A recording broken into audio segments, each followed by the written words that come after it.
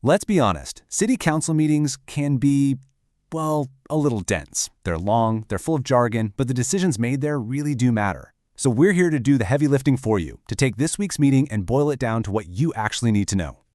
And look, it's not just you. That's a real moment from the meeting. Even the folks running the show can get tangled up in the procedure. And that's exactly why we do this explainer, to cut through the confusion and get straight to the heart of what's happening in your community. So for the next few minutes, that's our whole mission. We're going to take all those procedural details, all the votes and discussions, and weave them into a clear story. By the end, you'll know exactly what happened, and more importantly, why it matters to you. We've broken it all down into 5 simple parts. We'll start with how the morning kicked off, then dive into the biggest decision of the day, drawing a new map for the village. After that, we'll look at the day-to-day business, check in on community life, and finally, get a little sneak peek at what's coming up next. All right, first things first, a big welcome to the newest member of the council, Brittany McCoskey. The day started with a little bit of procedural weirdness. They held a special meeting that rolled right into the regular meeting. It sounds odd, but there's actually a really important legal reason for it, which we're about to get into. And here it is, the main event.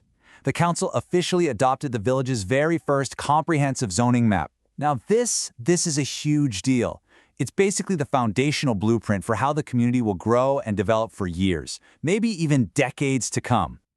So, what in the world is a zoning ordinance? Well, think of it like a rule book for the whole village. It says, you can build houses here, businesses can go over there, and this area is protected green space. It's all about making sure growth is smart, organized, and protects everyone's property values. Okay, so this explains that whole special meeting then regular meeting thing. Texas law has some pretty specific rules.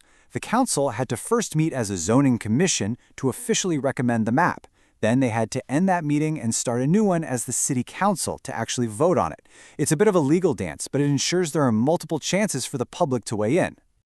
And here's a perfect example of why that process is so important. Right before the final vote, Mayor Pro Tem Sarah, who had clearly done her homework, noticed a couple of small but crucial mistakes. She pointed out that a property line on the map didn't match up with a fence that's been there for years.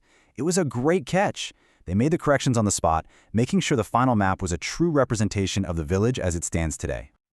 All right, with the massive job of the zoning map done, the council switched gears to the nuts and bolts of actually running the village. Next up were 2 key contracts, one dealing with the money and the other with the village's memories. First up, the village's bookkeeper.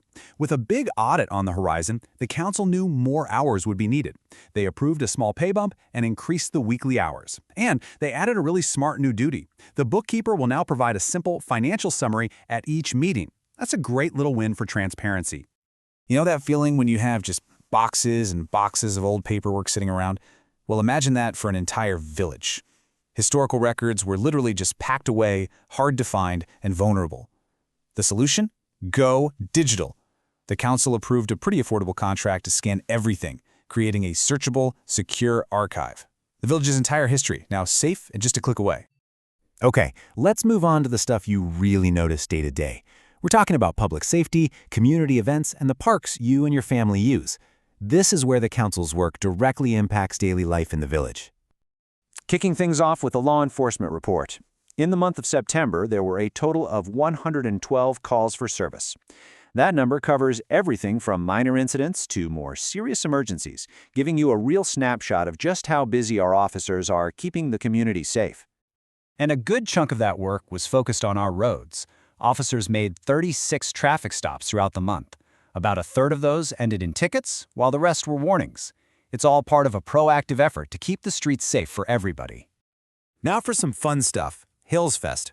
By all accounts, it was a great event, but when the council looked at the numbers, they noticed the cost per resident was a little steep. Turns out, scheduling it on the same weekend as the Austin City Limits Music Festival might not have been the best idea. Lesson learned. They're already talking about a different date for next year to boost attendance.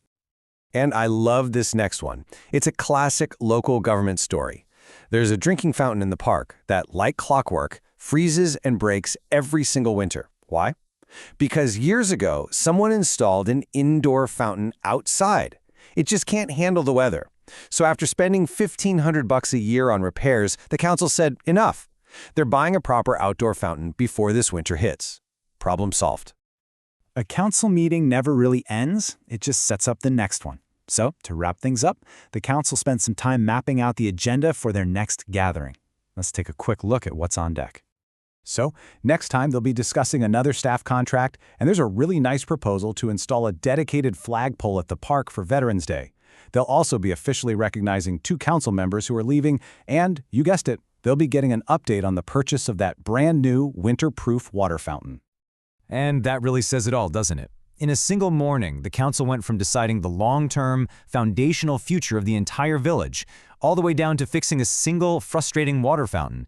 It's just a perfect snapshot of what local government is all about, balancing the huge, big-picture stuff with the small details that make life better. And with that, we'll leave you with a question to chew on. What do you think is the most important issue in your community? Is it something big, like development and growth? Or is it something small and practical, like a broken drinking fountain in your local park? Thanks for tuning in.